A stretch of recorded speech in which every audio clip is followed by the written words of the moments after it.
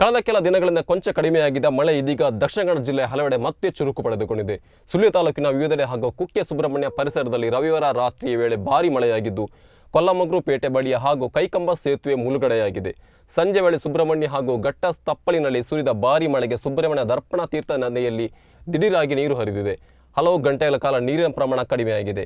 ಕೊಲ್ಲಮಗ್ರು ಹಾಗೂ ಮಡಿಕೇರಿ ಭಾಗದಲ್ಲಿ ಸುರಿದ ಮಳೆಗೆ ಕೊಲ್ಲಮಗ್ರು ಹೊಳೆಯಲ್ಲಿ ನೀರು ಬಂದು ಕೊಲ್ಲಮಗ್ರು ಪೇಟೆಯ ಬಳಿಯ ಸೇತುವೆ ಮುಳುಗಡೆಗೊಂಡಿತ್ತು.